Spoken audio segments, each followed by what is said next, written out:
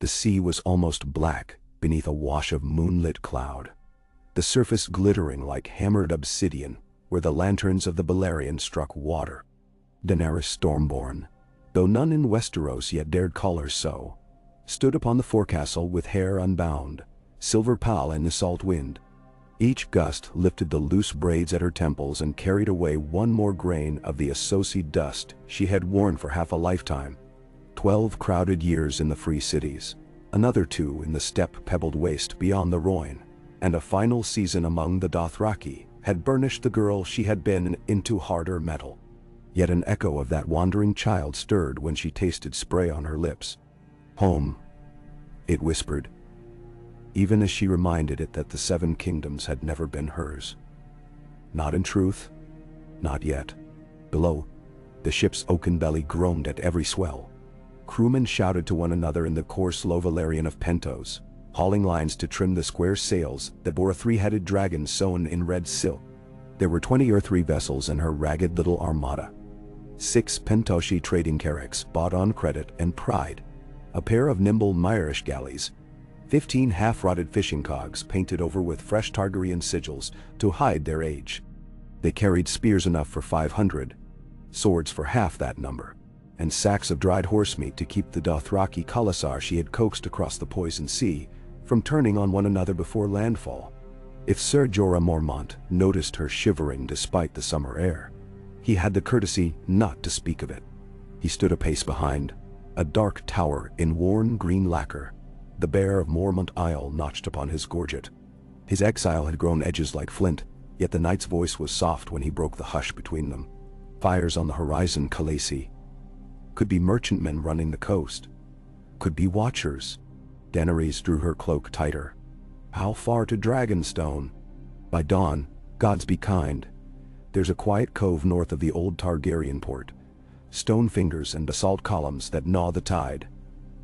A safe approach if the storms rest. A flutter of leather and bone answered before she could. From the rigging above, a slim black shape unfurled, gliding low until 2 crimson eyes met hers. Drogon settled upon the railing, wings mantling like a cloak. He was scarcely the length of her forearm, yet heat pulsed off him in waves, and the tarry smell of smoke clung to his scales. Viserion and Rhaegal answered from the mizzenmast, chittering their impatience.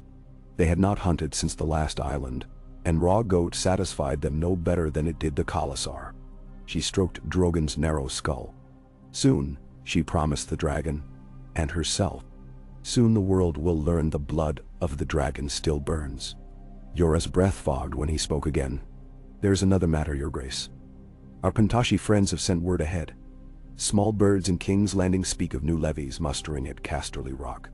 Lord Tywin Lannister rides for the capital with 10,000 Westermen at his back." Daenerys' fingers stilled. Prime Tywin, Illyrio Mopatis had named him, half in admiration and half in fear, before he whispered of marriage alliances and ancient debts. She had studied the Lion of Lannister through the cracked lenses of Cersei gossip. The hand who ruled in all but name under Mad King Aerys, until pride drove him west. The stern father who forged golden heirs and broke rebellious bannermen like kindling.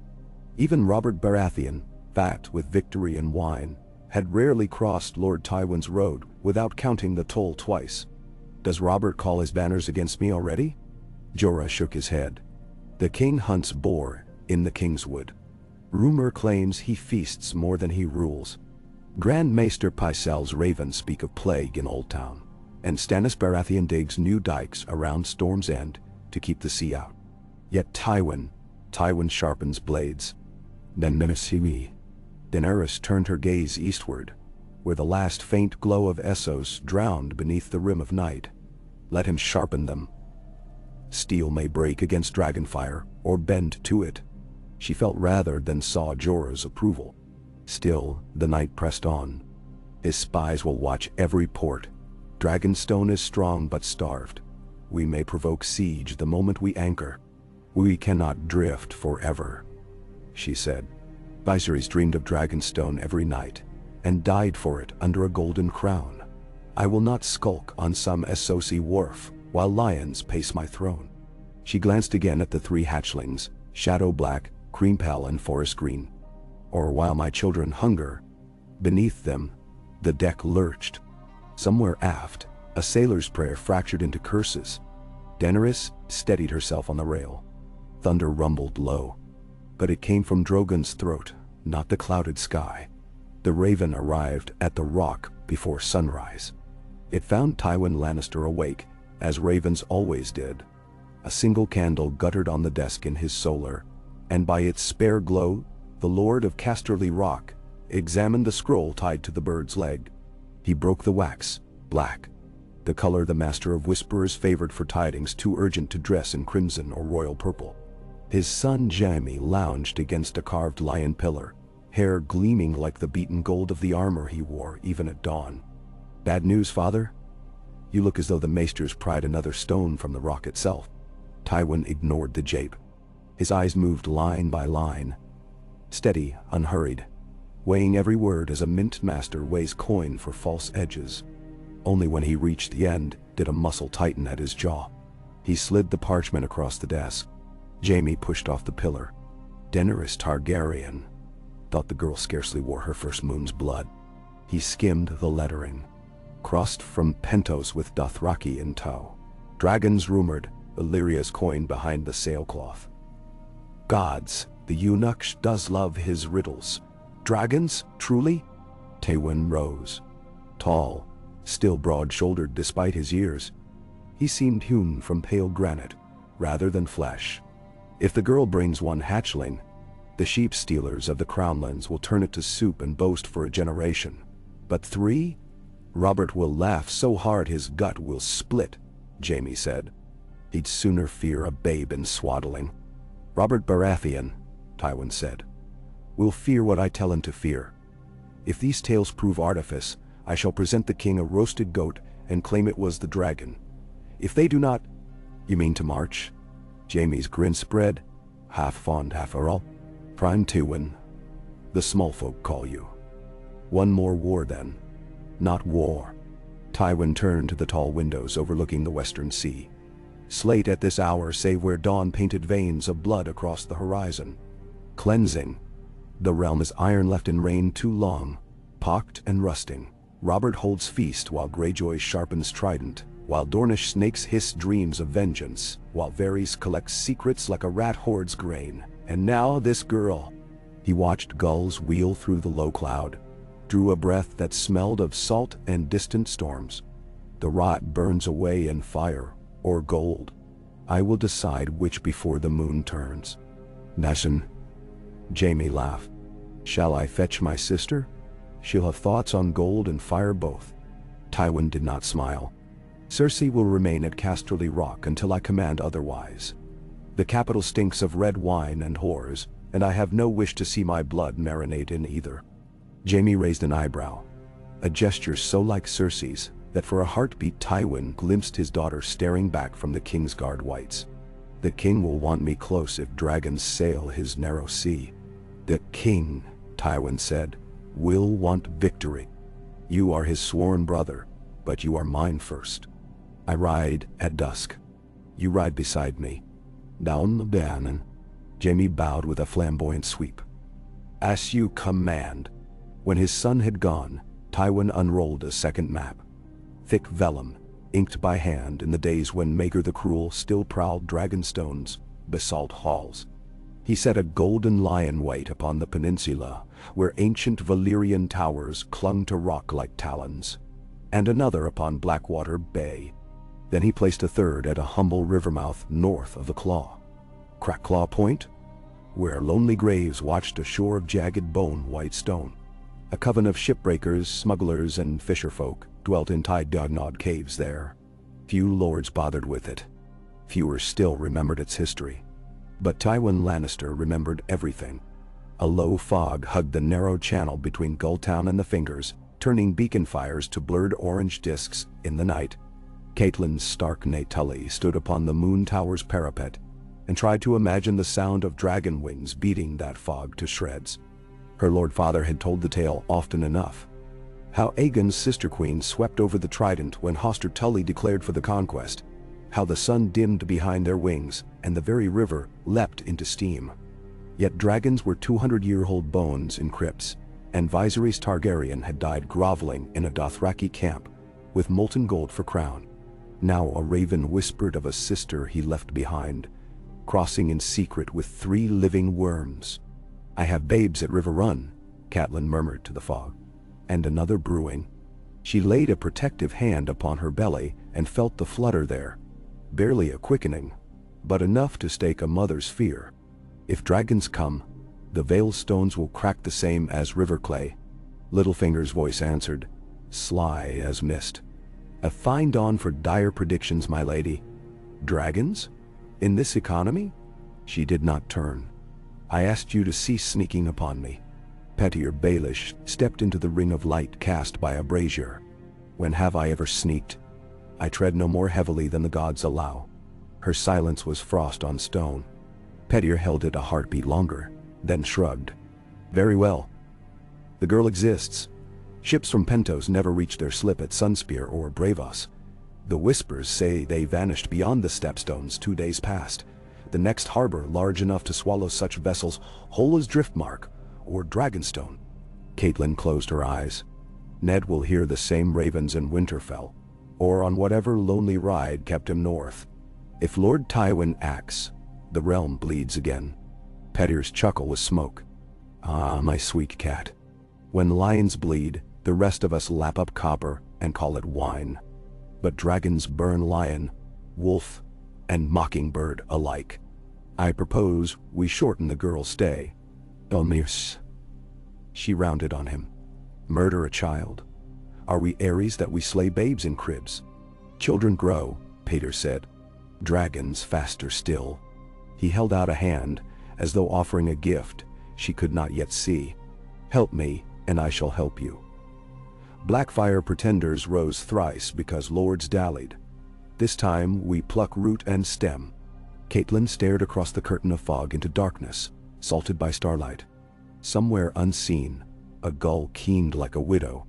She thought of Ned, of Bran clambering tower walls, of Robb trying to fill shoulders too wide for his boy frame. She thought of Tywin sharpening unseen knives. And she wondered whether there would be peace enough left in Westeros for another generation to see the snows melt.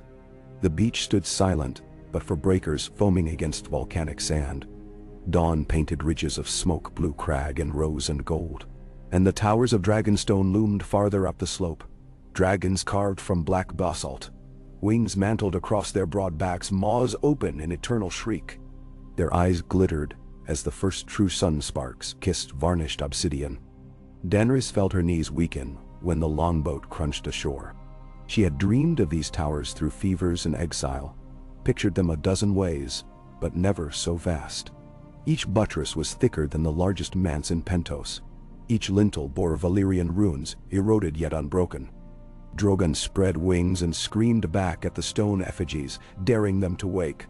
Viserion and Rhaegal flitted above the surf, chasing spray-white gulls. A dozen Dothraki leapt from the boat behind her, braids tinkling with bronze bells. Jogo planted a rust-streaked arak in the sand and sniffed like a hunting dog. "Cold rocks," he muttered in his thick, slurred common. "Ghost land." "Home," Daenerys insisted. Though her own voice trembled, it carried. Riders who never bent knee to Khal, nor king crossed fists to breast. Even the Pentoshi sailors went to one knee, capering in the surf like penitents. Ser Jorah waded to her side. Dragonstone once fed 1,000 mouths. The lords of Nassie's hook-traded eel and limestone for Valyrian glass. But after Robert's rebellion, the crown stewards stripped it bare. Only a skeleton garrison remains, half paid. Tin. She touched the dagger at her belt. Dragonbone hilt, honed steel, a gift from Illyrio. Then we shall feed them loyalty and purpose. Let the bones learn flesh again. Jorah offered a hand to steady her footing on the slick stones. She refused it and stepped ashore unaided. The sand swallowed her boots past the ankle, icy water sleeting through leather seams. First step of many, she told herself. Beyond the berm, a narrow goat track wound toward the fortress. Crumbling stairs etched in the age of Valyria climbed through arches shaped as flayed drakes. Daenerys led the climb, dragons flitting exultant above. At the mid-landing, she forced herself to pause and breathe the salt creaking air. She expected memory to rise, of birth in a storm, of a mother's final cry, but the past lay silent. This castle knew her not. At the gatehouse, rusted portcullis teeth gaped half-lowered. A lone sentry peered through, eyes saucer-wide. He wore a surcoat of faded gold and scarlet, the crowned stag of Baratheon eaten by mildew. His halberd shook. "State your—" Drogon's shriek cut him off. The hatchling dove so near his helm that the man toppled backward. Jogo's laughter rang off stone. Serjora moved to her shoulder. "In the king's name," he called. "Open for Daenerys of House Targaryen, first of her name." The guard swallowed so loudly, Daenerys heard it. "There's only 6 of us, my lord. Maester at the rookery too old to walk. We've goats in the lower yard. No quarrel with dragons." The portcullis rattled upward. Daenerys passed beneath as if under an ancient archway reborn.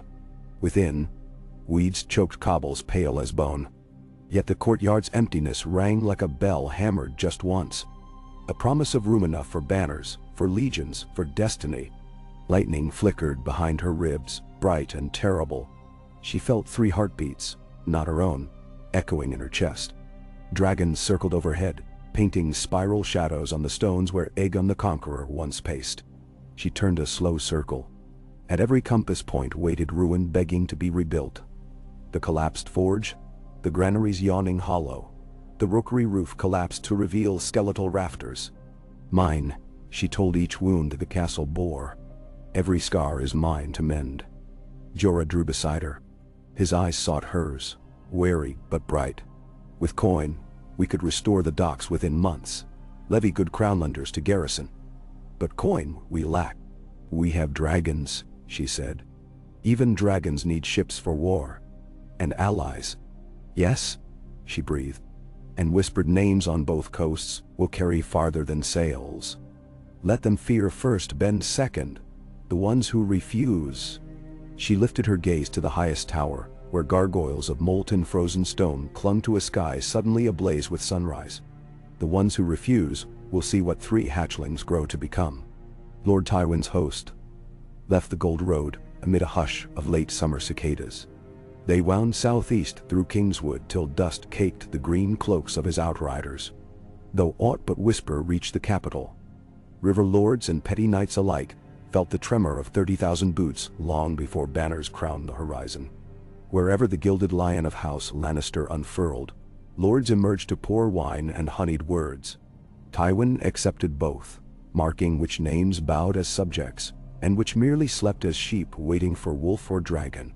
At Wenwater he paused, turning over a silver coin in his hand as he regarded a grim sigil, 3 black daggers on purple, flying above the keep. Lord Durinfen greeted him with trembling courtesy, one eye fixed on the dust plume, northward. Wordless, Tywin handed the coin to a Dam Marbrand.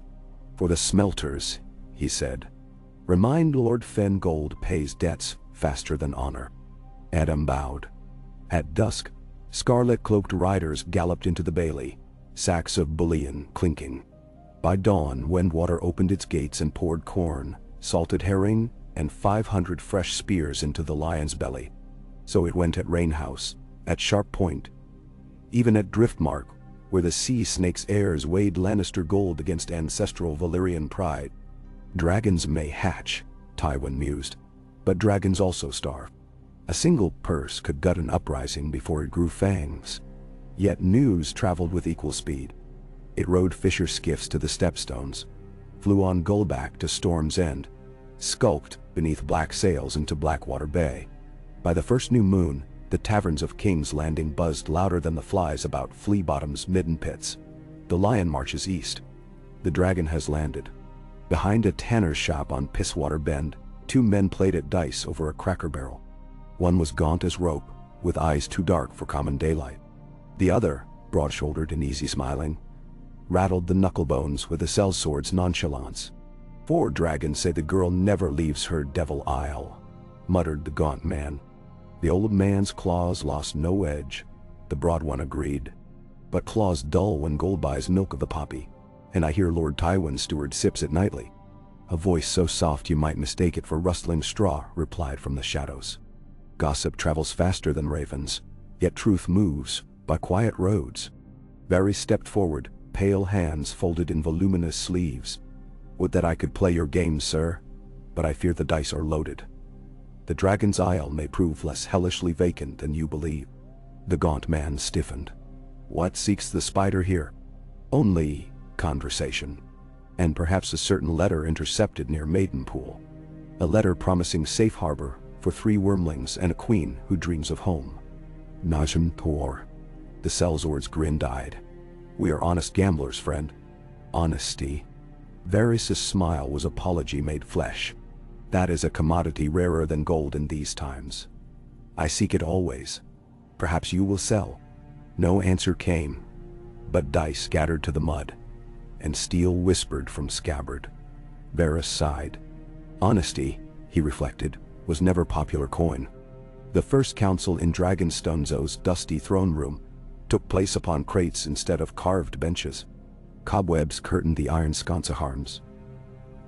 Shattered stained glass left colored shards like frozen tears on the rush-strewn floor. Daenerys sat upon a plain oaken chair dragged from the kitchens. Drogon coiled about its back, tail flicking at dust motes. Yogo and Ago flanked the doorway, Arx bare beneath smoldering braziers. At the high table stood Ser Jorah, rag parchment maps unrolled beside bundles of ledgers filched from the Castellan's chamber. Beside him, a stoop-shouldered old man in maester's chain blinked through cataracted eyes. Maester Catelyn, he called himself, last sworn servant of the Isle. Ink stained every fingertip. He bowed each time Daenerys glanced his way, as if the motion itself were prayer. "We have stores for 1 month, your grace," Catelyn croaked. "Longer if the goats breed, and the rats spare the grain." His voice rasped like parchment tearing. Daenerys leaned forward. "And coin? Less than the grain." Catelyn smiled ruefully. Robert Baratheon garnished the castle coffers after the rebellion. "Dragonstone served as nursery, not fortress. Then we trade honor for bread," Daenerys said. "Send birds to the Massies and the Celtigars. Offer lowered tariffs at Dragonstone's dock. Promise Targaryen favor." The maester hesitated. "The Massies hold charters from Storm's End. They may not risk Robert's wrath." "Wrath?" She tilted her head. "How heavy is a king's wrath weighed against gold?" Ser Jorah's mouth twitched, the hint of a smile. "Some lords fear losing heads, others weigh coin." He tapped the map. "There is another path. The small folk harbor no love for King Robert's taxes. A new queen, bearing dragons. They will cheer at the promise of unburnt granaries, as long as your banners protect their fields." "Nine-Dorothrei." Daenerys nodded slowly. "Turnips and barley do not sprout in fear. Gather the small folk then. Offer them peace beneath dragon wings. They will come." Jogo snorted from the door. "They will run, Khaleesi. So did the Dothraki once," she reminded him. "Until I burned blood and birthed stone to flame. They follow still." She glanced to her dragons. They preened under the attention, scales shimmering. Catelyn fumbled for his Inca quill. "I will write it once, your grace." "One more letter," she said. Her voice lowered into the hush left, when the dying fire in the braziers hissed. "To Winterfell. Address it to Lord Eddard Stark." She felt Jorah's stare tighten but did not flinch. "Tell him Daenerys Targaryen offers no threat to the north. She asks only that he remember the child smuggled across a narrow sea, and judge her by deeds, not crimes of fathers." The room held its breath. At last Catelyn bowed. "Ace, you command." When they had gone, leaving only coals and shadows, Daenerys let her head sink against Drogon's warm flank. The dragon crooned, a rumble half purr, half a furnace. She closed her eyes, dreaming of ash that fell like snow on King's Landing streets. Dreaming of a great red keep cracked open like a rotten egg to reveal molten gold within. Yet, in the dream, she did not stride triumphant through the ruins. She bent to lift a boy of 7, with hair black as coal dust. He looked at her with eyes the color of winter sky, and asked why mothers burned castles. She woke with the answer bitterness on her tongue. A fortnight later, rain hammered the Red Keep. Storm clouds lashed the black water, sending fishing skiffs fleeing upriver. In the small council chamber, the crack of thunder punctuated Lord Renly Baratheon's laughter. "Dragons?" he scoffed. "Next, you'll swear Rhaegar risen from the trident harp in hand." Only Varys smiled wider. "I swear nothing, my lord. I only repeat what the winds tell me." Lord Stannis glowered from beneath a knit brow. "Winds speak lies. Show proof, or spare us riddles." "Then Dinishti. There is proof, to be sure." Varys produced a small bronze scale, iridescent, no larger than a fingernail. Pried from a mast beam at Driftmark. The wood was charred, as if brushed by furnace breath. Renly reached for it, winced at the residual heat. "Sorcery," he muttered. "Dragon," corrected Pycelle, voice trembling with senile wonder. Valyrian fire hardened scale past steel. Tywin's chair remained empty, its lion helm resting upon dark leather, like a skull bereft of flesh. Grand Maester, Master of Coin, Master of Laws, all cast sidelong glances at the vacancy. But Robert Baratheon, swollen with drink, cared only that the hands gripping his goblet remained steady. "Tywin rides," he growled. "Let the lion have his hunt. I slew one dragon at the Trident. Bright prince wrapped in rubies. Let Tywin do the same to this girl." "A prince is flesh, not flame," Varys whispered.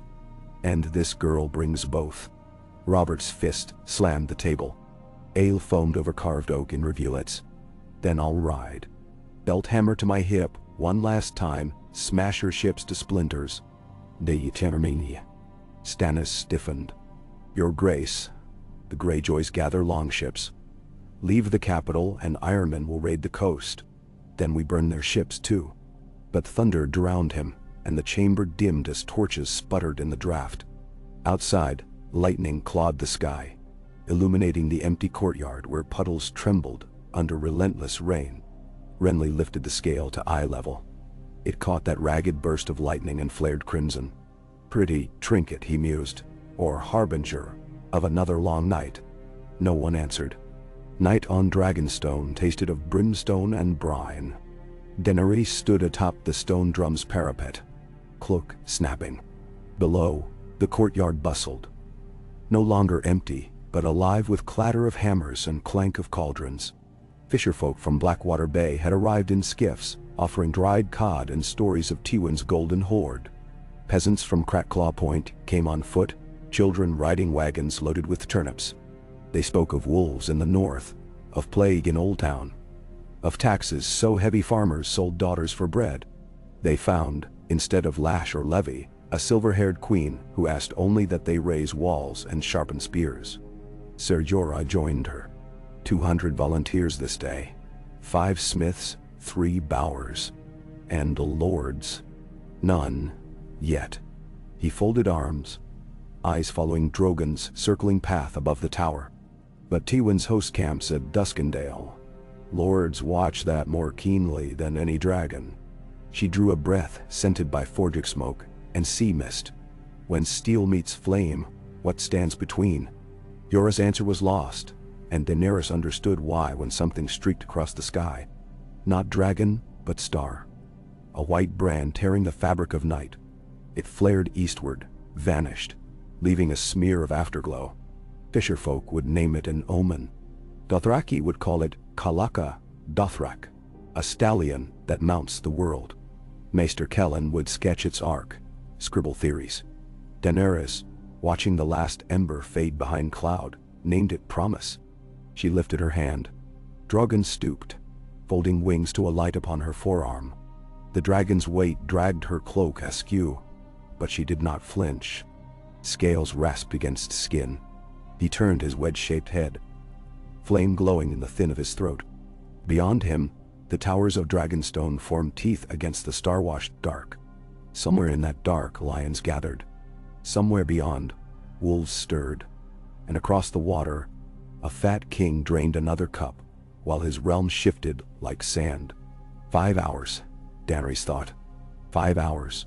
5 days. 5 months. Time meant nothing. I have come home." The dragon opened its jaws, and the first true roar of conquest echoed off the ancient stones. Akesal, a dawn wind, rattled the windows of the stone drum, as softly as a maid might tap a chamber door. But Daenerys was already awake, sitting on the edge of a narrow bed that smelled of dust and long-bottled sea salt. The room around her was spare. Bare flagstones, a single iron-bound coffer, a wrought iron brazier whose coals had burned to gray ash in the night. Drogon dozed, wrapped about the bed's tall corner post like a black ribbon, tail drooping to brush the floor. His brothers roosted on the lintel, wings folded tight, their tiny heartbeats a counter-rhythm beneath the murmur of distant waves. She listened to them for a time, steady herself in that music, then rose and crossed to the narrow slit window. The sky beyond the tower was painted a deep violet, broken by jagged amber where the sun's rim pressed the horizon. Clouds rolled low, thin enough to stain rather than hide the growing light, and in every gust off the narrow sea carried the metallic tang of iron anchors and salted tar. She tasted it and thought of waiting fleets. Tywin's, perhaps, though he had precious few ships compared to the Reach or King's Landing. What he did have, she knew, were coffers deep enough to hire 100 Myrish galleys and a will cold enough to spend gold like water if it would drown his enemies. Cold. Night. Even here, with dragons at her shoulder, the word curled in her stomach like ice. She dressed in silence, duskin breeches, a sleeveless tunic of storm gray silk that Illyria's seamstresses had sewn with subtle red thread, forming 3 hidden dragons across the breast. Over this she fastened the cloak Khal Drogo's blood riders had gifted her, a pelt of winter white wolf hide lined in lamb's wool. The mantle clasped heavy Valyrian steel shaped as a flaming sword. She had worn the cloak only once across the Dothraki Sea, beneath a sky empty of pity. Now tightening its clasp, she tasted that old resolve like wine gone stronger with age. There came a scrape at the door. Before the knock landed, Drogon snapped awake, wings half unfurled, a hiss boiling in his throat. Daenerys laid a calming hand on his scaled neck and bid admission. Ser Jorah entered with customary caution, helm beneath one arm, the other cradling a roll of parchment bound in purple ribbon. Behind him stooped Maester Catelyn, short of breath from the stairs, clutching another sheaf of letters tied with green. "My queen," Jorah greeted, dipping his head. "Dawn's counsel, as promised." His gaze slid toward the dragon perched upon the bedpost, then back with the faintest smile, as though each morning he measured Drogon's length and found it longer than the last. "And news. Some ill, some promising." Daenerys gestured to the brazier. "Set the letters there. We'll start with the promising." "She." Catelyn eased forward, wheezing, and offered her the green-bound sheaf first. "From Crackclaw Point, your grace," he announced. "Lord Brune and the petty lords of Brown Hollow and the Dire Den. They accept your protection, pledge men and food once winter's stores arrive." His gnarled finger tapped the broken seal.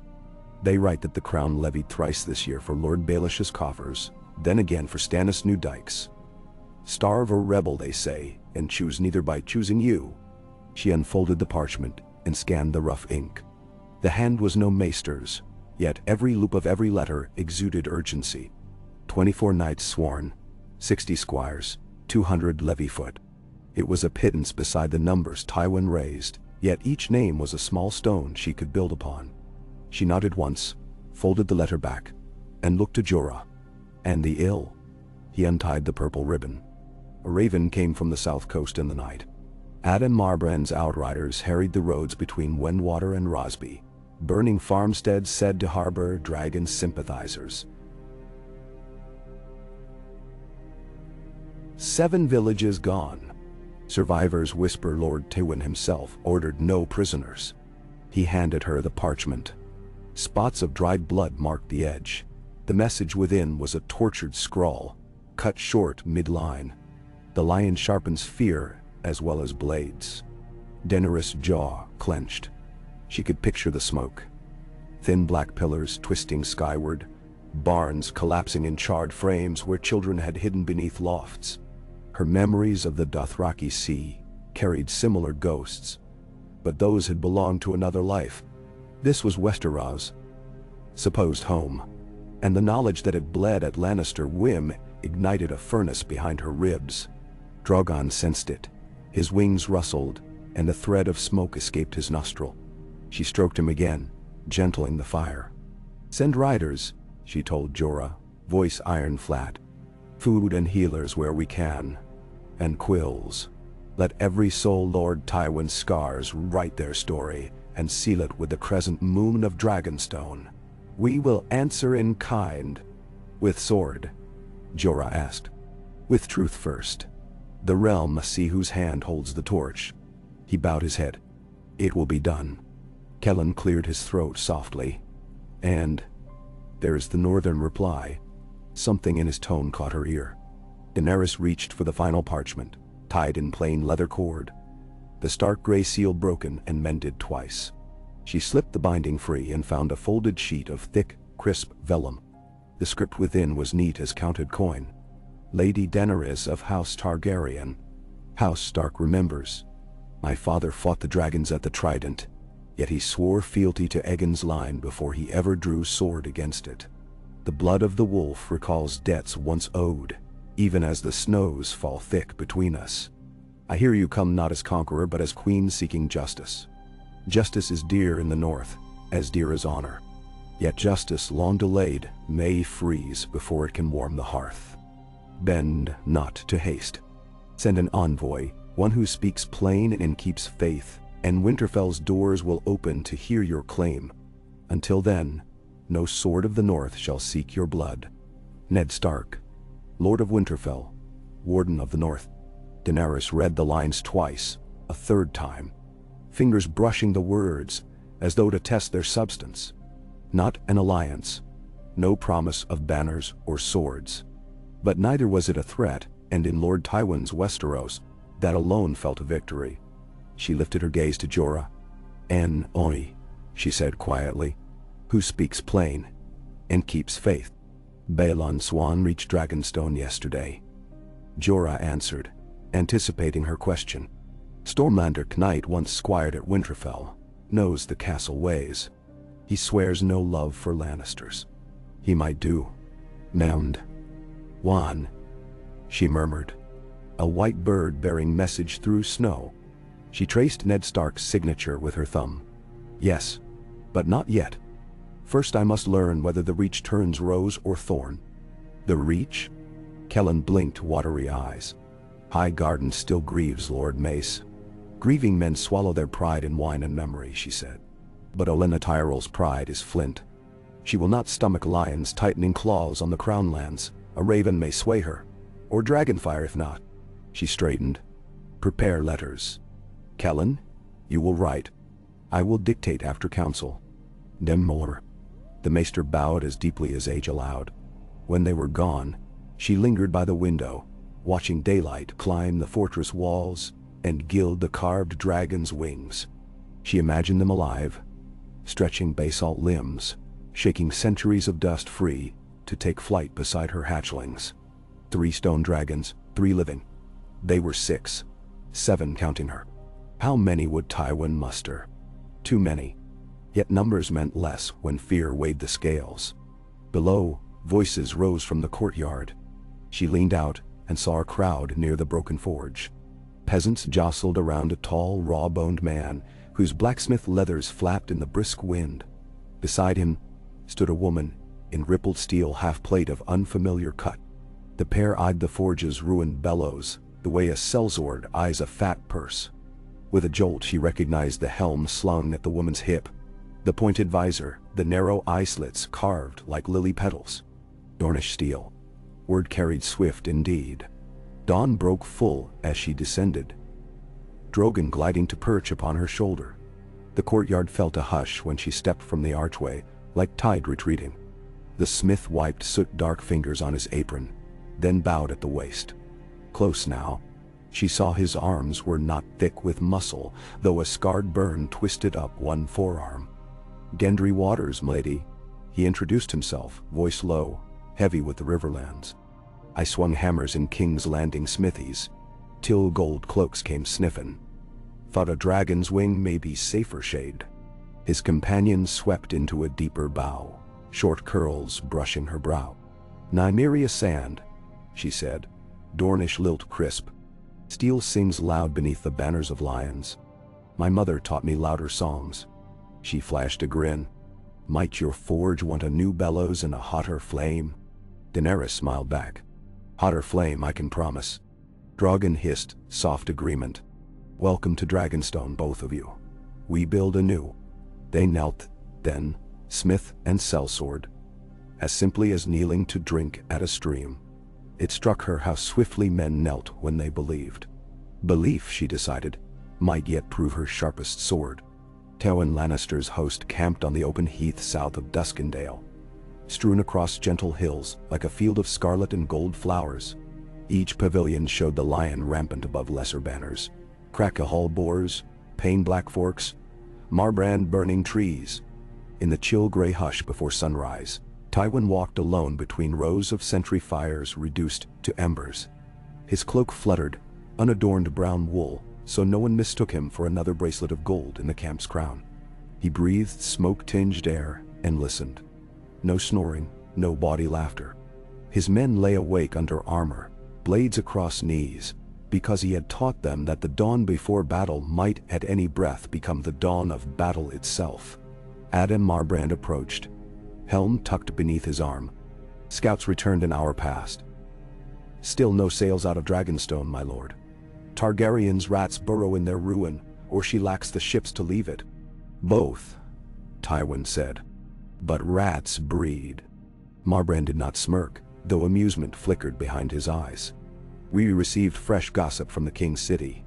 Varys claims a smith from the Street of Steel fled north with the girl's name on his tongue. Struck 2 gold cloaks near the Dragon Gate. Nearly killed one. Tywin filed the detail.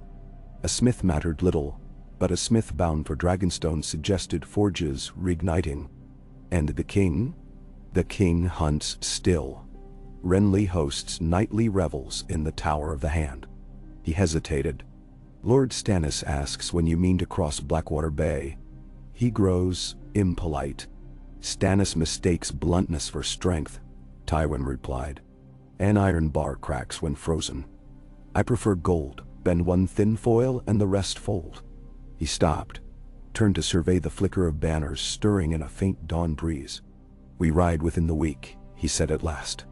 Have every field and storeroom between here and King's Landing stripped. No grain for Dragonstone, no fodder for the girls' horses. Marbrand nodded. Duskendale's harbor is crammed with mackerel boats. We could press them into convoy once our siege train arrives. A siege, Tywin echoed. The word tasted of old battles. Castemir's drowned halls. The redgrass fields charnel song. But this siege, he sensed, would not end in the old ways. There were dragons now, and a girl raised on foreign sons. Dragons changed every rule save one, the realm bent to power. He would remind Westeros whose hand still clenched that power, and if fire threatened to melt his grip, he would smother flame in gold until only ash remained. He turned from Marbrand toward the pavilion where Jaime waited, sharpening sword out of habit rather than need. His son looked up as Tywin entered, eyes bright with the same restless hunger had worn the night before his first tilt at Harrenhal. Word? Tywin sat, accepting a pewter cup of watered wine. 7 days. We march to Spike Island and claim the bay's choke point. Casterly sails join us there. The king remains inert. He sipped. We will cage the girl on her rock and let hunger do the bleeding. Jaime's mouth curved. My sister would burn the island to cinders, dragons or no. Your sister, Tywin said, would burn half the realm if it denied her whim, which is why she remains at the rock. Until she doesn't. Jaime's chuckle was soft, almost fond. You know Cersei loves a soft cage as much as a hard. Tywin waved dismissal. She will not leave without my command. The Kingslayer shrugged, began polishing a patch of mirror-bright steel. 5 dragons to say she does. Dragons of gold, I mean. The real beasts she'll chase as soon as she hears them roar. Tywin's face gave nothing. Yet for a breath he pictured Cersei riding south in crimson and gilt, every stag on King's Landing's banners changed to lion before the moon turned. Ambition glittered in her as fiercely as in any sun. Had he forged her too sharp? Perhaps. But a sharp blade could yet cut the enemy faster than it cut the hand that wielded it. He would guide her, as always, by matching her impulse with purpose. He dismissed the thought and unrolled a map of the Crown lands. We tighten noose here and here. 2 lion-headed markers thumped down at Rosby and Rook's Rest. When her foragers cannot feed a goat, panic sharpens quicker than Dragonfang. And if she flies? Jaime asked lightly. Then we remind the realm what a dragon looked like at the Field of Fire. Ash blown on the wind. Myth more than memory. Fear fades when the threat remains unseen. We keep it unseen till time's knife grows dull. He folded the map, sealing strategy in silence. At last he rose. Ready the men. A siege is patience in armor, Jaime. But patience ends when the gate opens. Nismartwal. Jaime saluted with sword tip, eyes alight. Outside the camp stirred. Banners snapping in dawn's first true breath. Tywin inhaled chill air heavy with dew, and the faint scent of burning barley from distant cook fires. He thought of gold. Hard, unmalleable truth in every gilded coin, then of fire, soft eraser of truths. One he had mastered, the other he would. In the vaulted gloom beneath Dragonstone, the old alchemical cellars lay hushed, cold breath unraveling from cracked stone as if the chambers themselves remembered some forgotten incantation. A single lantern threw warped reflections on glass jars, where powdered verdigris, sulfur crystals, and niter sludge waited like dormant ghosts. Daenerys emerged from the stair with Gendry close behind, Nymeria's sand guarding the rear. Drogon had refused to descend. He circled high in the tower above, frustration echoing as shrill calls down the spiral. Gendry's hand brushed a jar rim. He grunted. This place was built for turning iron to shadow. He stepped to a corroded furnace shaped like a dragon's maw jaw. Give me 3 days. I could coax it living again. Daenerys nodded, trailing fingertips along a row of cracked crucibles. Dragonstone forged Dark Sister and Blackfire, legend says. Nymeria chuckled. Legend says a dozen blades were forged here, each sharper than the last. Sounds like Dornish pillow talk to me. Gendry knelt before a forge pit. Fuel's the key. Wood burns hot, coal hotter. But dragons? He glanced up, eyes flicking to Daenerys. Dragon flamel melt Valyrian steel to slag if you're not careful. Yet at the right breath, it could temper better than any bellows. Ben. Daenerys met his gaze. For an instant, she pictured Drogon chained before the furnace, wings beating molten crescents through the air, while molten metal dripped into molds shaped for war. The image chilled, even as it thrilled. She thought of the forge at Korth where Zarovig's own Daxos had promised her gemstone crowns and ironbirds, and how empty his promises rang beside a single heartbeat of dragonflight. 3 days, she agreed softly. Begin, Tor. He rose, grinning, and spat on his palms. Need bellows, leather, and fresh pig iron. And coal. Good ore comes from the massy lands. We have no time to mine, Nymeria cut in.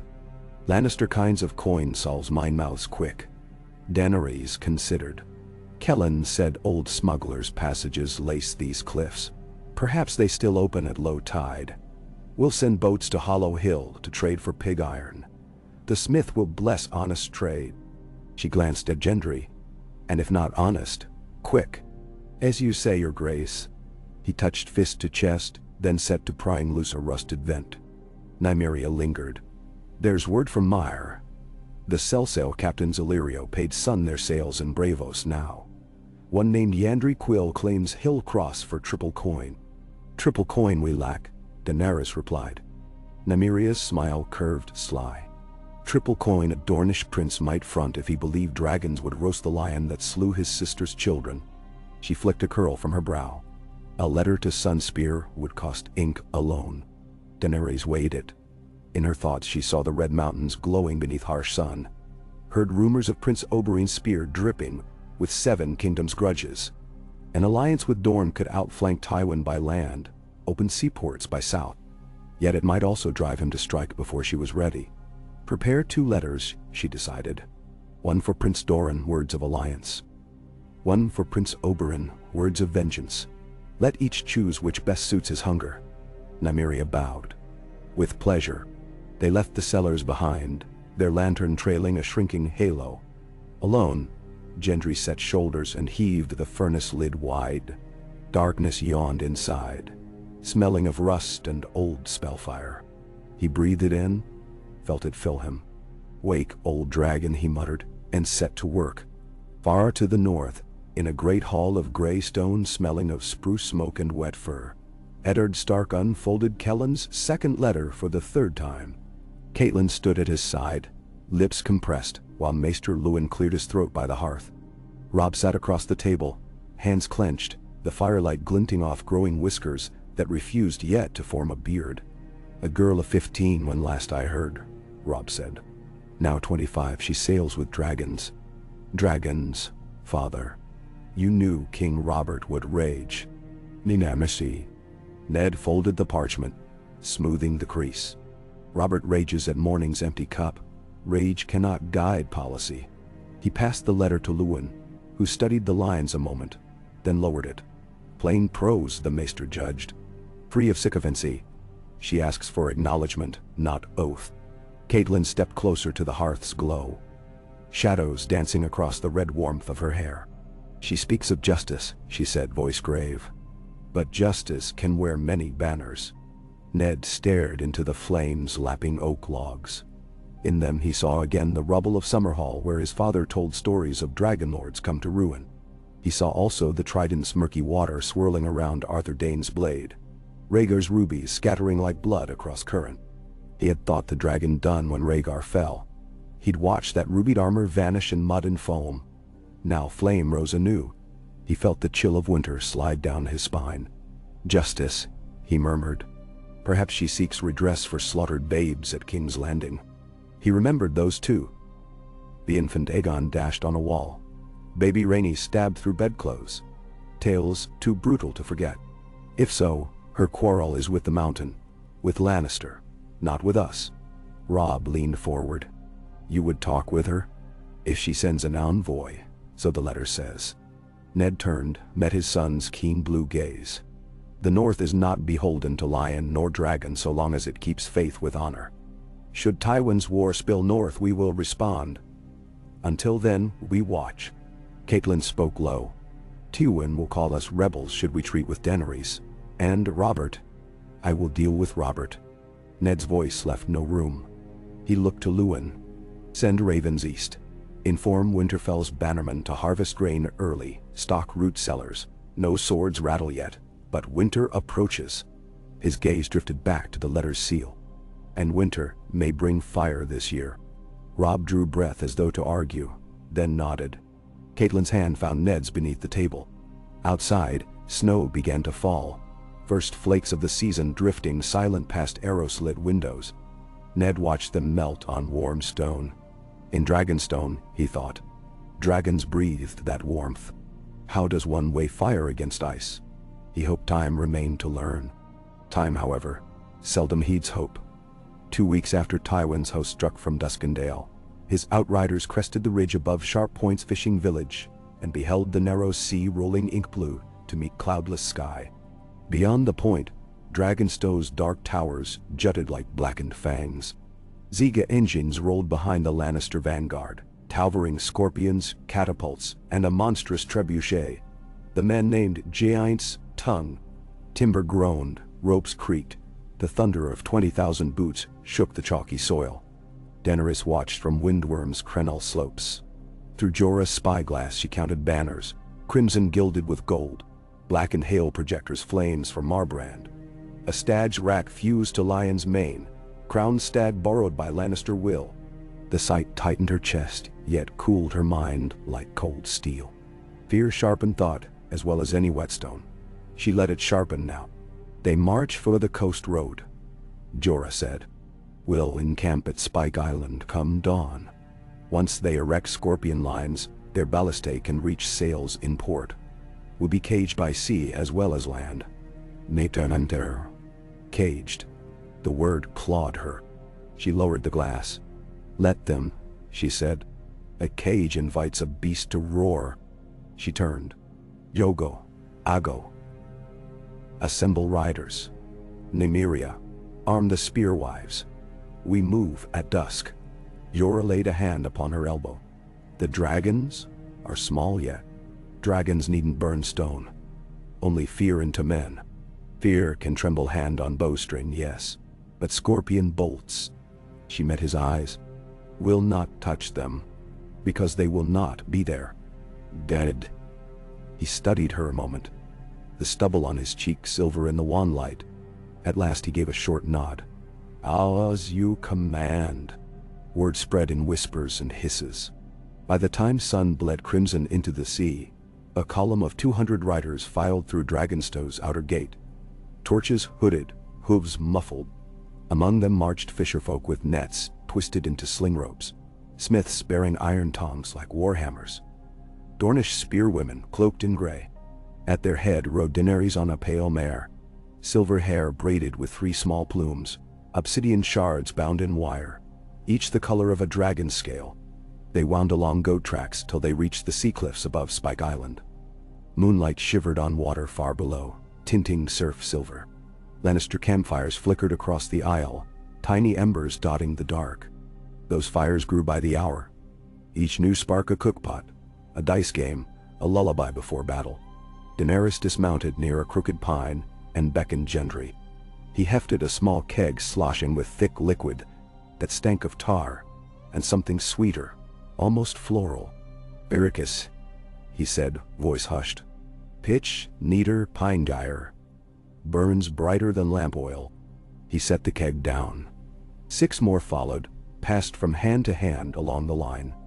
Nymeria stepped to the cliff edge. Island's tides carved caverns beneath. Low water now. She pointed along the shore. See those rocks? Cave mouth there. A skiff can pass inside. Jogo snorted. Pale mare cannot swim cave water. A skiff can, Nymeria repeated. And does. She glanced to Daenerys. Our smugglers found a narrow beach within, shielded from the sea. They wait with rope ladders and lightless torches. Daenerys glanced toward Drogon, perched on a withered limb overhead, wings mantling in dusk's chill. His eyes caught her gaze, 2 molten coals. He knew. She lifted her hand. Fly, she whispered. Find the wind. The hatchling launched, black shadow melding with night. Viserion and Rhaegal followed, silent as falling ash. They circled once, then vanished seaward. A heartbeat later, Daenerys turned to her gathered folk. You have heard what lions do to those they call traitor. Tonight, we answer without arrow or blade. We answer with truth. She lifted one keg and felt its weight strain her arms. Truth burns. Gendry bore another. Together, they walked down a steep goat path to the hidden cove where a skiff waited, crewed by smuggler boys who bowed low, though they trembled. One guided the boat beneath dripping basalt teeth into a cavern vast as any hall. Stalactites wept brine. Bats rustled overhead. A shingle beach of smooth black pebbles sloped inward toward a deeper tunnel where faint starlight pierced from above like spear tips of silver. There they left the kegs, 8 in all, half buried in pebble beds. Nymeria and Jogo crisscrossed fuses soaked in pitch between them, weaving a spider's web. At the web's center, Daenerys placed a bent steel brazier filled with pine cones doused in lamp oil. She arranged a circle of flint chips around the brazier's rim, then straightened. When dawn colors the sky, she told Jogo, strike spark. She handed him a dragon bone striker. Jogo's smile flashed sharp. Fire and blood, Khaleesi. Fire, she agreed. No blood. He frowned. Half disappointment, half confusion, but nodded. She withdrew to the boat. As they rowed back beneath a cliff arch, she looked once over her shoulder. The kegs sat like fat toads in the gloom, silent. She imagined them hissing. Above, the island slept, unaware a match already scraped. The first watchers on Spike Island saw dawn's blush over the sea and thought little, until a distant glow blossomed beneath the cliffs, dull red at first, then searing white. Flames spurted from holes in rock like dragon breath through nostrils. Tents nearest the shore burst in orange towers. Tar-thick smoke poured upward, swallowing banners, men, horses. Pitchfire ran in rivulets among supply wagons, touched a cart of crossbow bolts. They erupted like hornets swarm, streaking chaotic paths through canvas and flesh. A trebuchet arm, half raised for test, ignited. Its bracing rope burned, and the arm crashed down in a shower of sparks. Panic thrashed the Lannister camp. Men woke choking, found armor too hot to grasp. Supply guards sprinted with buckets that sizzled to steam before water met flame. Someone screamed of wildfire, others bellowed that dragons swooped overhead. In truth, only smoke columns writhed, their shapes monstrous in early light. Adam Marbrand rallied a shield wall toward the beachhead, intent on securing the quartermaster's wains, but the pebble shore had become a lake of fire. Kegs belched flame in waves each time the tide surged, spreading molten sheets across oil-slick surf. Ships at anchor drifted, sails smoldering, ropes parting. Fishermen leapt into water, only to surface beneath floating cinders that fused to skin. Above the cliffs, Daenerys watched. Her cloak snapped in the wind like a flag. Drogon roared, the sound rolling deep and immense for such a small throat. His brothers answered. Across the strait, a sudden hush fell upon the watchers on Dragonstone's ramparts. Awe mingled with fear. The queen who promised truth delivered it wrapped in flame, yet kept her word. Not one lion bled by her blade. Only fear bled now, thick as any lifeblood. Jorah stood beside her, expression unreadable. "They will answer," he said at last. She nodded. The fire's mirrored light danced in her eyes. "So must we." Steel forges this night. That night, Gendry's newly awakened furnace glowed hot enough to warp the very air around its mouth. Sparks whirled up the chimney, filling the smithy rafters with artificial constellations. Drogon perched on a high beam, tail twitching, every so often exhaling a jet that made fresh coals explode in blue tongues. Viserion and Rhaegal took turns, but tired quicker. Drogon alone seemed tireless, or perhaps enthralled by shared labor. Gendry hammered raw ingots into bar stock, while sparks skirted his leather apron like fireflies. Nymeria and 2 Dornish spearwives quenched red-hot lengths into barrels of brine. The water hissed, the forge roared. The island itself hummed in sympathetic resonance. The first finished blade, short, leaf-shaped, etched with a delicate swirl mimicking a dragon's wing, cooled to a sheen like midnight sky. Nymeria weighed it, smiled savagely. Sun spear meets dragon fire. Gendry laughed, sweat streaking soot from his cheeks. Call it Dawnwing. By daybreak, 10 new blades lay cooling, their spines cased in whorls of faint rippling patterns. Not Valyrian steel. No, that art remained lost. But dragon-forged steel gleamed perilously close. Light, flexible, hungry. Daenerys hefted the first sword and felt it sing in her palm. "Not mine," she said, handing it to Nymeria. "Yours." The Dornish woman raised a brow. "I enjoy a gift." "Carry it north," Daenerys continued. "Ride with Balon's swan to Winterfell. Show them dragon steel, temper. Speak plain, keep faith. Return with wolves behind you. Non." Nymeria sheathed Dawnwing. "Dragons ride fast." Balon's swan knelt. "Your grace, my bow bends west or east for you." "Bend it for truth," she answered. "Loose no shaft, unless shield breaks first." He swore to it. Within the hour, the envoys rode out on fresh horses. Pennons white with 3 small symbols, a wolf, a swan, a dragon. Watching them vanish into the dawn-bleached forest, Daenerys inhaled, exhaled, and felt a tremor ripple through her. Fear again, but now it tasted of wind at cliff's edge. Cold, cutting, and exhilarating. Tywin Lannister surveyed Spike Island's charred remains 2 days later, gray smoke still curling from blackened timbers. He stood amid ash, that muttered under his boots like dying coals. The trebuchet's twisted frame jutted overhead, skeletal. Hundreds lay buried in hastily dug trenches. Sailors retrieved what they could from half-sunken hulks. The stench of burnt canvas and roasted pork, human or animal, one could not tell, hung heavy in the still air. Jaime paced near a toppled scorpion, nudging a warped bronze bolt with his toe. "No dragon breath did this," he said. "Oil and pitch." Tywin said nothing. He crouched, sifted through ash until he found a shard. Obsidian, smooth, glassy black. Its edge, razor sharp. He rolled it between finger and thumb, then slipped it into a pocket. Straightening, he surveyed the horizon. Dragonstone's silhouette lurked like a crouched panther across the water, smoke from her forges rising lazy. Adam Marbrand approached. Losses heavy, but morale heavier.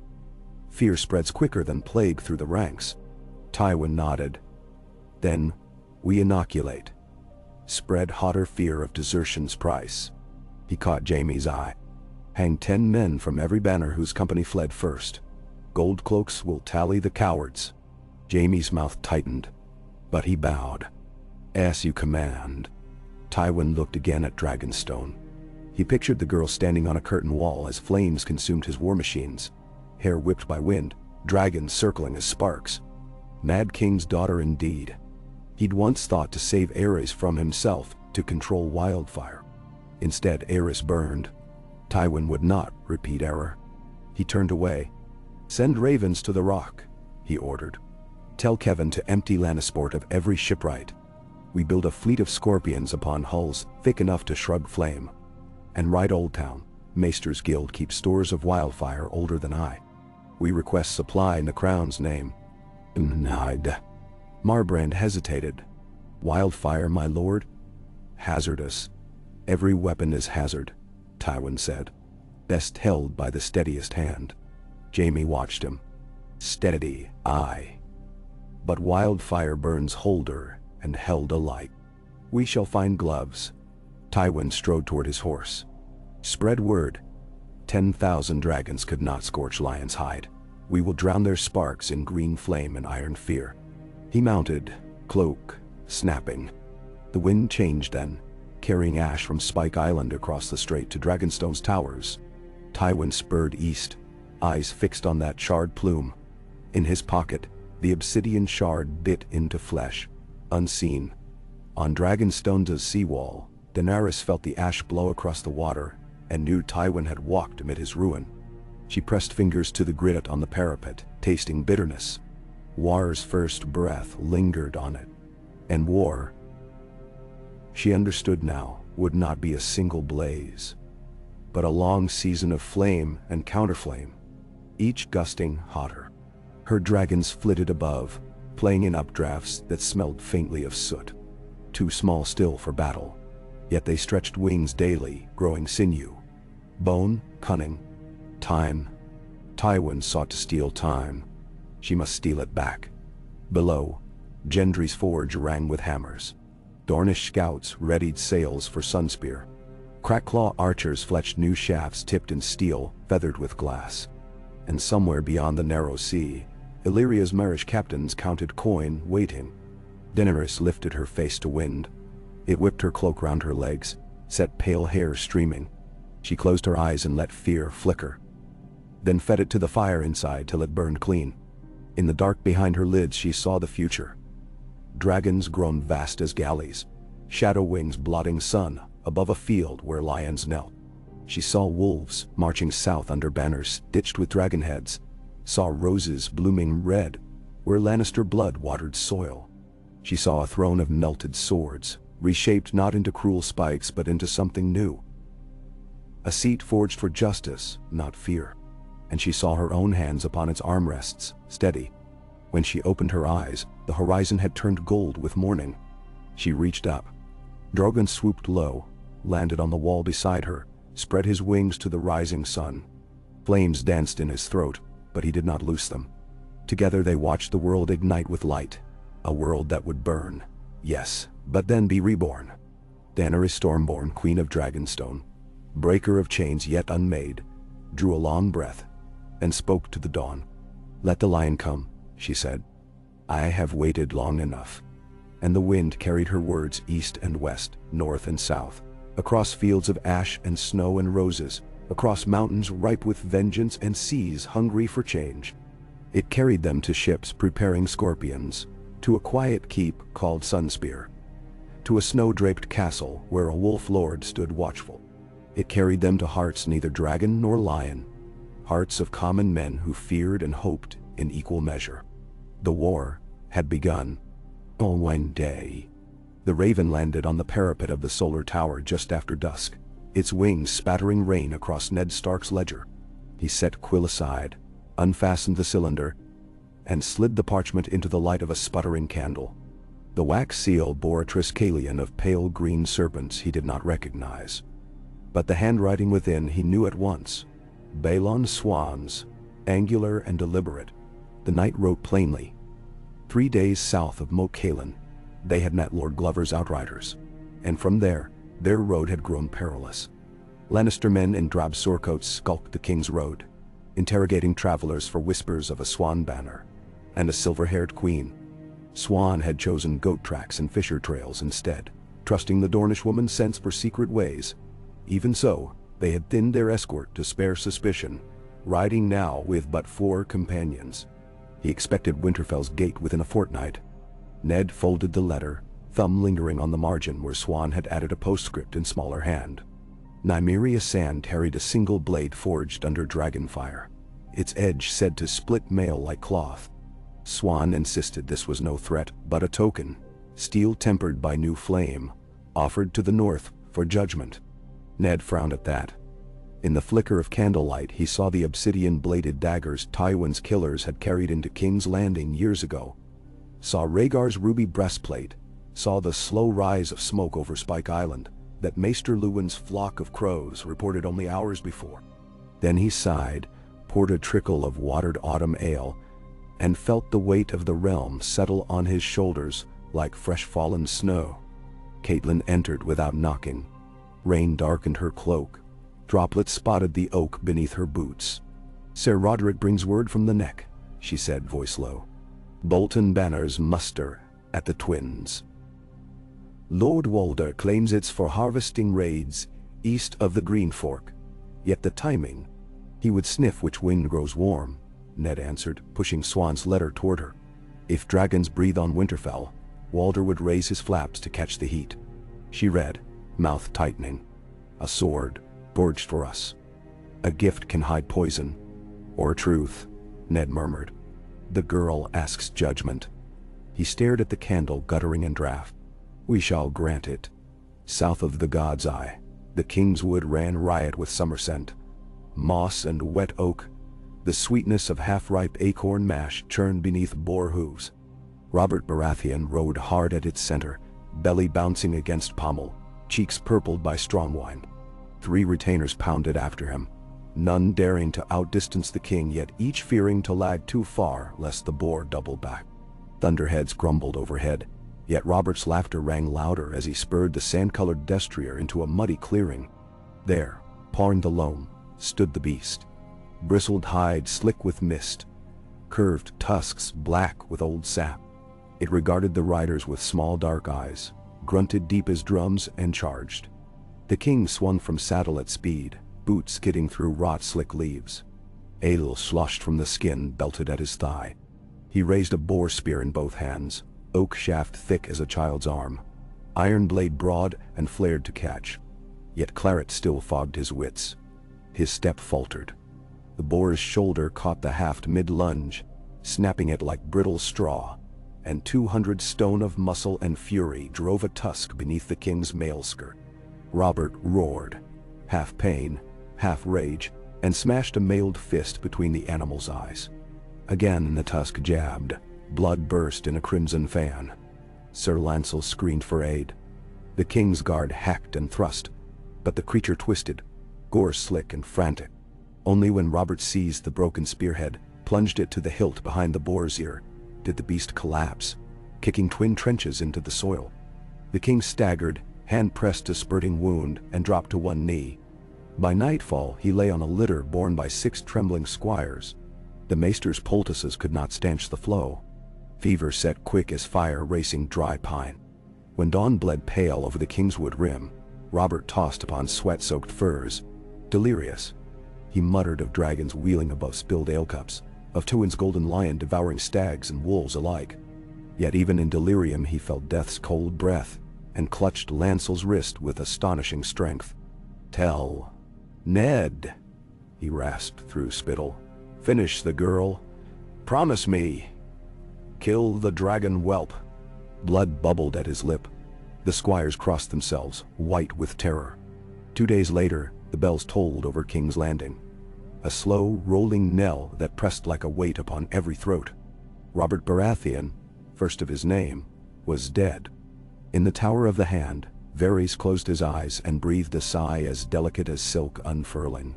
Cersei Lannister, clad in mourning black, but crowned with golden hair unbound, stood beside the bier like wrath wrapped in velvet. Beside her knelt Joffrey, pale, sniffing tears he did not feel. Sansa Stark wept in earnest, clinging to a promise of one day wed to a king. Grand Maester Pycelle read a writ, naming Joffrey as rightful heir. The ink upon it glistened too fresh for comfort, witness seals pressed in unsteady haste. Yet none in the gallery protested. Tywin's shadow fell long across the Iron Throne's dais, even when the Lord himself camped leagues away. Lord Renly stood stone-faced a time, then turned and strode from the hall, Sir Loras at his heel. Stannis did not come at all.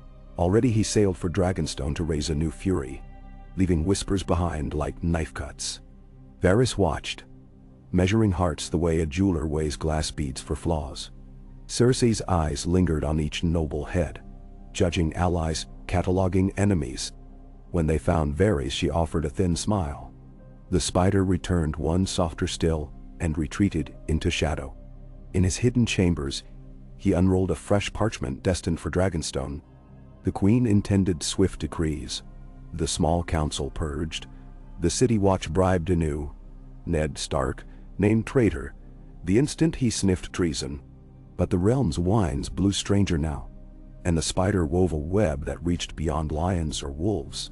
He penned each word in Myrish ink that faded with dawn. The stag is fallen, the lion roars over the corpse, yet its roar masks a growl heard from black stone towers across the sea. Prepare. Sun-scaled heat shimmered over the rooftops of Sunspear when Nymeria Sand stepped from the shadow of the broken arm gate. She wore dusty traveler's leathers and a cloak near the gray of sea mist. But the spear strapped to her back gleamed with dragon-forged steel, unmistakable. The guard at the water gate recognized her at once.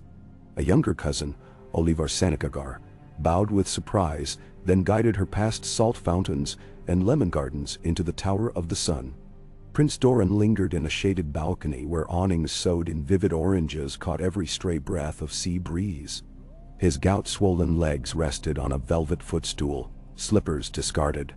He studied Nymeria in silence while servants poured chilled blood-orange wine. At length he nodded to the half-moon bench opposite. She unstrapped the spear, laid it across her knees. "Forged in dragonfire, uncle. Queen Daenerys sends you proof of her flame." Doran sipped. "A beautiful blade, but I cannot swing it from this chair." Nymeria's smile curved, wry and fierce in equal measure. Prince Oberyn could. Doran's eyes drifted toward the western sky where gulls wheeled over the spear tower's silver spire. "My brother's spear thirsts, yes. Yet thirst may lead a man to drink poison when sweet water waits a little farther." "Bendemdral." She leaned forward. "Tywin's poison scorched Elia's children. Will you let him choke Dorne too?" "Patience," he murmured, "often wins what bloodshed cannot." He laid a soft hand on the spear's blade, admiring the rippling pattern along its edge. Yet perhaps patience must be armed. Nymeria's pulse quickened. The dry click of her swallow sounded louder than the distant gull cries. "The queen offers alliance, marriage perhaps, she is unwed." Doran's brow lifted. A dragon wed to Dorne. The histories would smile. But dragons are proud. They nest where they choose, not in deserts offered. She asks only justice. Nymeria's voice grew taut. She would avenge Elia, avenge the babes. Would she? Doran's expression softened with sorrow. Or would she wield their memory to shatter this realm further? He touched the spear once more, fingers lingering. Still, I will hear her envoy. Nymeria bowed her head. I will ride to King's Landing then. One web at a time. No, Doran said quietly. My brother shall ride. And you will carry this blade north to Blackhaven, then east, to greet a storm brewing there. Nay. She started to protest, but his gentle smile silenced her. Each snake has its path, niece, go. The sands shift. We must move lest they swallow us.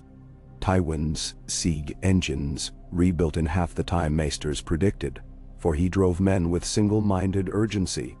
Ash still hung on Spike Island's breezes, yet fresh beams rose to replace charred. He purchased pine from Massey's hook at thrice its worth, threatening to burn the forests if the hooks refused. He hired Taroshi masons and Myrish engineers, promised double hazard pay if they stood within Scorpion range come battle. And he received barrels, hundreds, of Wildfire via a fleet of battered cogs flying crown colors. The pyromancers who oversaw transport wore robes scorched at the hem, their eyes gleaming with rapture. One, a gaunt man named Norrin, knelt before Tywin in a pavilion lit eerie green, by dusk filtering through glass jars. Your lordship appreciates our art, Norrin murmured, almost pleading.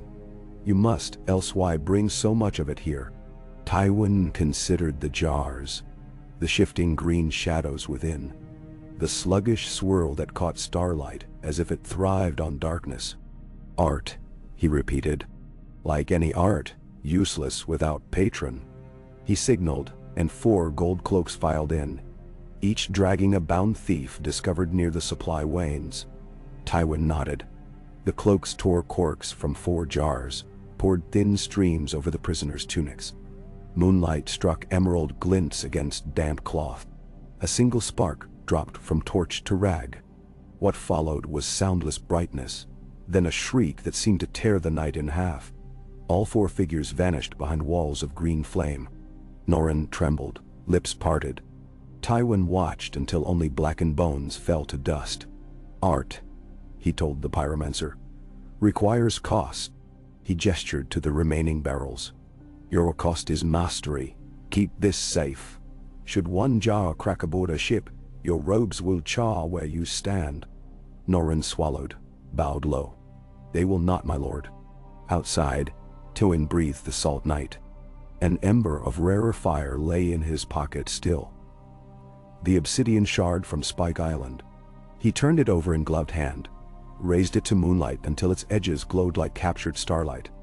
Every weapon, he whispered to the silent night, has counter. In the great hall of Winterfell, torches snapped under the new forged sconces Robb insisted be hung after the last frost. Nymeria Sand's spear rested across Ned's lap. He traced its edge with the same wariness he'd shown Valyrian blade ice when his father first gave it. The envoy stood before him, Nymeria tall, cloak damp with snowmelt, Balon swan dusty from road hardship, 4 quiet guards behind. Arya perched on a trestle table's far end, boots swinging. Bran leaned forward in Maester Luwin's sling, eyes huge. Sansa, returned with escort 2 days before news of Robert's death reached them, sat beside her mother, face pinched pale. Nymeria spoke. How Wildfire scorched Lannister tents. How dragons grew each day. How Tywin hardened hearts with fear. She spoke of Doran's quiet ear, of Oberyn's louder spear, of reached lords uncertain now that Robert's roar was silenced. She offered no oaths, only possibility. Join or stand aside when the storm met dragonfire. Ned listened long after torches drooped in melted wax. Finally he rose, the spear balanced in his palm. Dragonsteel, he said, voice soft but carrying. Fine work. Yet a blade is only as true as the hand. He looked to Balon Swan. You knew my brother Benjen once. Swan met his gaze. I squired here many winters. Lord Benjen taught me seats that no reins could master otherwise. Ned nodded. Tell me true, Sir Balon. Does this queen seek to burn the realm? He swept the spear tip across the hall. or mend it?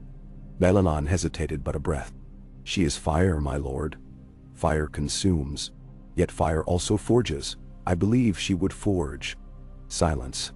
Even the logs groaned in the hearth as though leaning closer. Ned turned the spear, considered the weight. Then he planted its butt against the flagstone, the blade aimed high so every torch glinted red along the newly tempered edge. Winterfell remembers, he said. We remember burned children, but we also remember oath-breakers in golden mail who silenced babes. We will not break oaths again. He looked to Nymeria. Tell your queen the North will not ride south at Lannister's behest, nor at hers, unless justice guides the bridle. Show me her justice, and you shall find the wolf at her flank. Nymeria inclined her head. I will. Robb exhaled. A sound as brittle as early ice over pond water. In that exhalation Ned heard all his son's yearning for glory. He laid a hand on Robb's shoulder, firm. Patience, Dot. The snows are deep. War gallops faster than ravens, but winter outruns both. Mediter BT. Across the snow gate in King's Landing, Cersei settled into the small council chamber with the confidence of one who had trained a lifetime for this performance.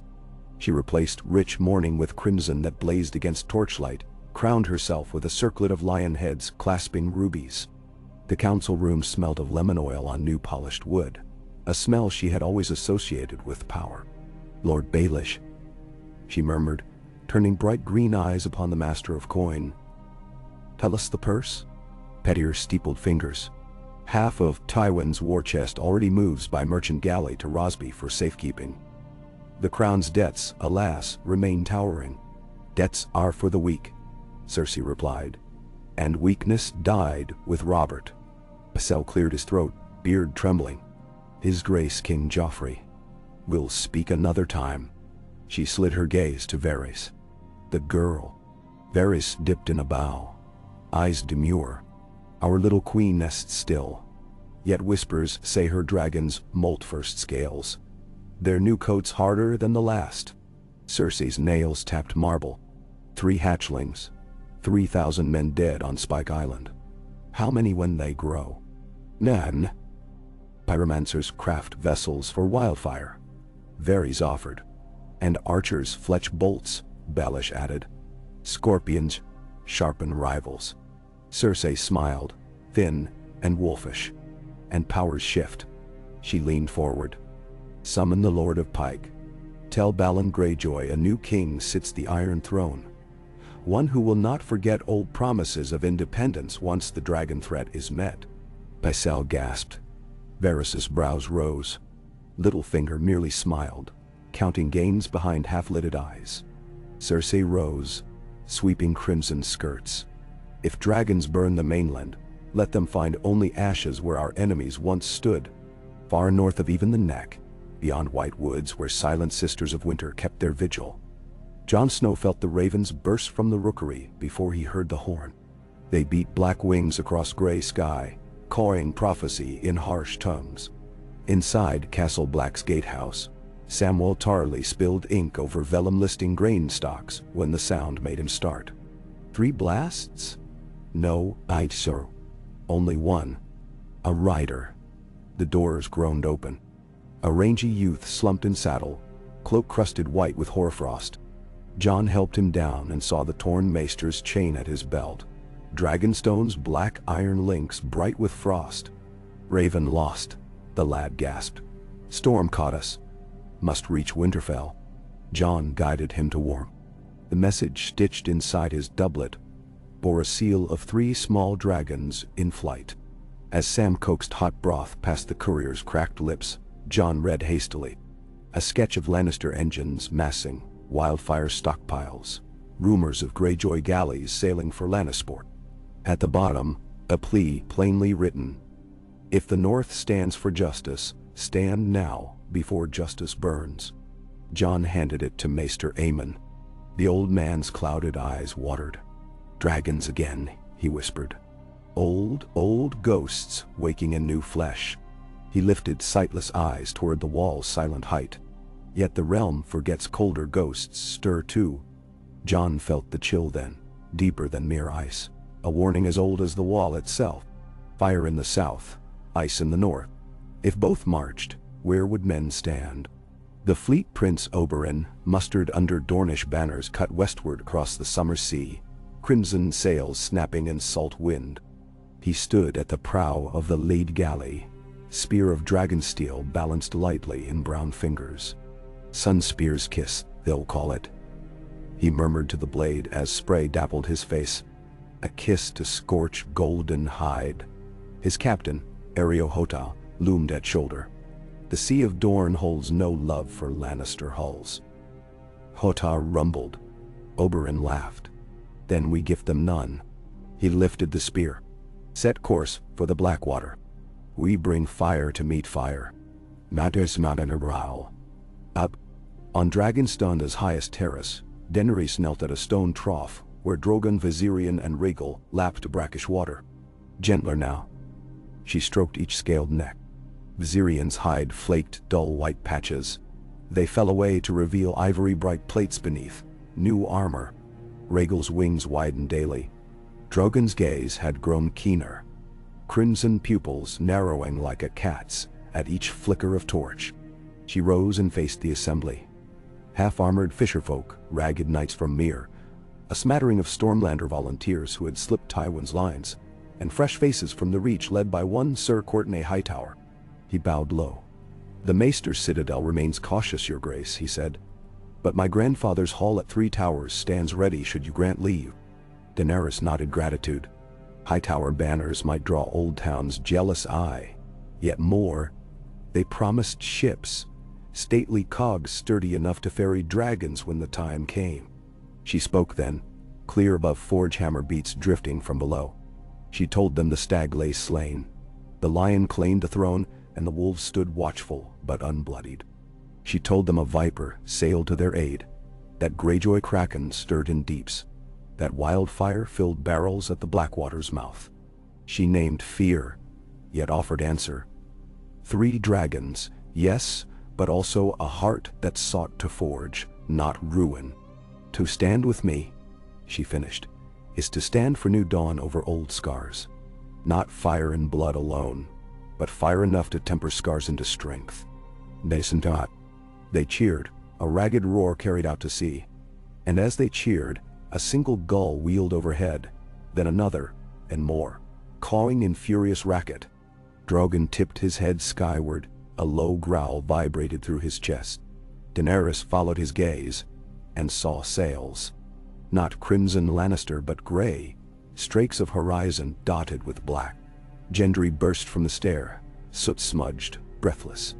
"Cragman fishing boats, m'lady. They carry bolts. Gods, I've not seen such." She seized his arm. "Whose banners?" "No banners." He gulped air. "Kraken," they said. "Greyjoy sells their nets for coin now. Raiders with scorpions on decks." Daenerys turned to Jorah. "He would strike our flank, loose Tywin's noose." Jorah drew his sword, the blade glinting orange in dusk. "Then we cut tentacles before they coil." She mounted the terrace wall, wind whipping silver hair. Beneath, the sea threw back last light in molten streaks.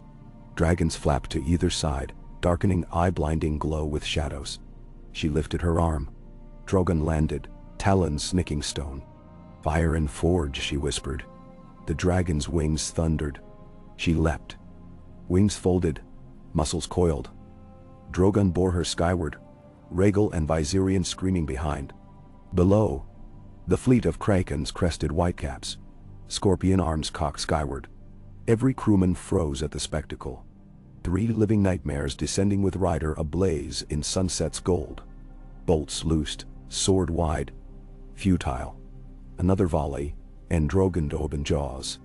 Orange furnace lit the dusk, poured upon the sea like dawn reversed. Flame met water in hiss and steam, but the air above the decks burned clean. Sailcloth erupted. Masts split. Raiders screamed, diving over rails into boiling froth. One lucky shot grazed Rhaegal's flank. The dragon shrieked, looped, but Daenerys calmed him with shouted Valyrian. They circled, unleashed another gout, and another, enough to scatter the fleet into ragged ruin. When she wheeled for final pass, she saw a figure standing fearless on the aft castle of the largest raider. Gray hair whipping, cloak of drowned god green. Arondanfair lifted arms as if to greet the fiery host. His lips moved in prayer. A bolt streaked past Daenerys, slicing air where seconds before her leg had been. Drogon roared, "Doveth!" The priest spread arms wider, shouting to waves. Flame swallowed him, turning green robes to cinders. The fleet broke. Scattered vessels limped north, sails ragged as beggar flags. Daenerys guided her dragons into spiral, doused fires where boats threatened to founder near Dragonstone's reef. Those survivors who coughed upon scorched deck planks glimpsed her silhouette, hair silver, eyes bright as molten copper, and mistook her for some sea-born fury. She landed on cracked basalt 20 yards from Jorah's line of drawn swords. Her boots met stone. She almost collapsed, knees quaking from flight strain, yet steadied. Dragons alighted behind, chests heaving smoke. Silence gathered, broken only by surf. Then Jorah raised sword in salute and dropped to one knee. The assembly followed, a chain of genuflection winding up the causeway. Myrians, Stormlanders, Reach Knights, smiths still streaked with ash, even the ragged fisherman's boy who had once offered her a starfish. She felt their eyes, and their fear, and their hope. She lifted blood-slick hair from her brow, and tasted the salt smeared across her lips. Not fear, she realized. Lightning, dot. A living current thrumming soul to bone. She raised her arms, and they rose roaring. One voice of promise, beneath dragons beating embers off wings. Tywin Lannister read the Raven's report by lantern light in his siege tent. The words subtle but weighted. Greyjoy raiders repelled by dragonfire. Minor losses, survivors retreating. He set the parchment down without comment. Jaime watched him across the map-littered table. "You despise surprises," Jaime ventured after a long silence. Tywin responded by turning a figure in.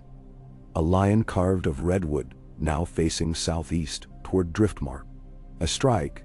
Small, yes, but demonstration. The dragons grow bolder. Jaime smiled crookedly. "One might say we forced their hand." Tywin's gaze never left the board. "No, we tested their wings, and found them stronger than rumor. So we tightened net. No Greyjoy flanks, no Dornish spears. Cut supply, spread fear." He moved another piece, a black kraken, off the board. "Let dragons hunt krill until hunger kills them inside their stone cage." He tapped a wildfire jar sketched near King's Landing. "Or until we ignite the sea itself." Jaime's smile faded. "If that sea ignites, the flame may ride wind to the city. The city must learn fear before it learns loyalty." Tywin closed the map tube. "Fear built the Red Keep. It will crown my grandson." On the Roundsea shore, south of Fair Isle, Tyrion Lannister watched the horizon as the sun bled into wine-dark water. He had slipped his father's camp on a pretext. A gout of stomach, an interest in local vintners, anything to flee the iron thunder of siege hammers. He heard Spike Island's ghosts in each strike, saw charred corpses beneath closed eyelids. Fear sharpened him sharper than drink. Bronn sprawled beside a driftwood log, tossing stones at wavelets. "Your sister's brat sits a throne now," he said, voice flat.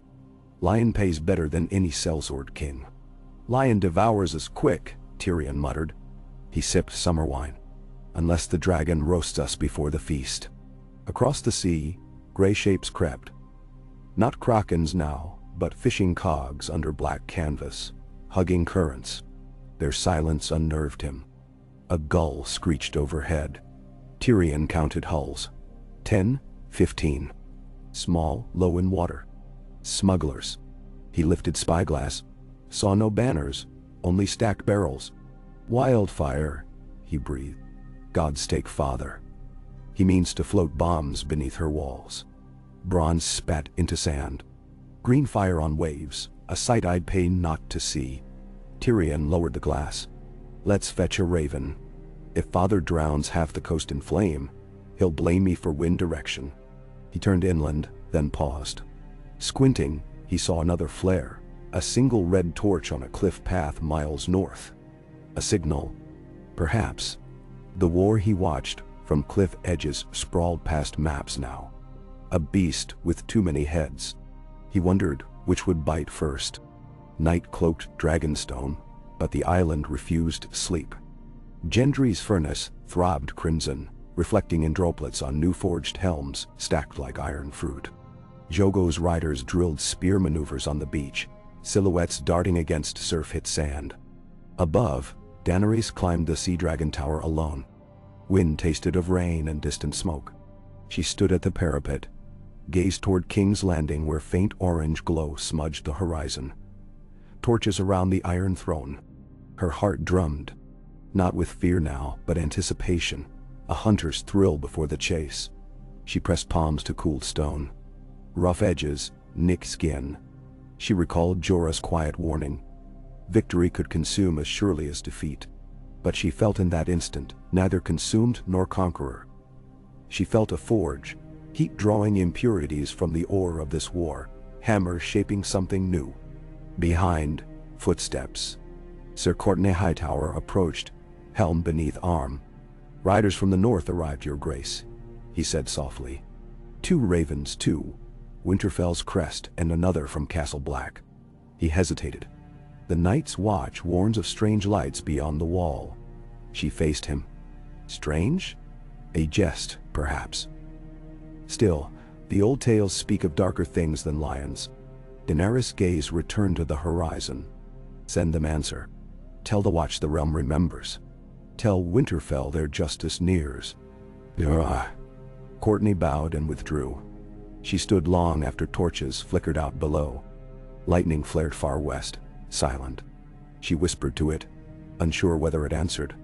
Somewhere in the dark, Tywin sharpened fear into blades. Cersei wove honeyed rage. Oberyn sailed singing vengeance. Ned measured honor against survival. All threads knotted invisible in night's loom. She drew a breath, cold and salt-bitten, and felt wings close about her shoulders. Drogon landing silent as dream. His warmth bled into her back. Tomorrow, perhaps. Fire would fall on the Blackwater or arrow storms, hammer Dragonstone's ramparts. Tomorrow, politics might trade coin for betrayal, or wildfire bloom green across unsuspecting fleets. Tomorrow sang with peril. But tonight, in the hush before new tempests, a queen and her dragons watched stars wheel ancient courses above. Each star pulsed as if beating with the slow heart of the world, a rhythm older than crowns and battles. Daenerys matched her breathing to that rhythm. Slow inhale, slower exhale, as forge bellows drawing air for heat. The dragons settled around her. Rhaegal's wing unfurled, draped across her feet. Viserion chirred softly, chasing ash motes in moonlight. Drogon fixed crimson gaze upon the west, where lightning flared again. She laid a hand upon his obsidian-gloss scales and whispered Valyrian lullaby. Her mother might have sung had fate spared her cradle. The dragon's lids slid half shut. And high upon sea-battered stone, queen and children of fire rested, if only for the turning of the night, before dawn called them back to flame.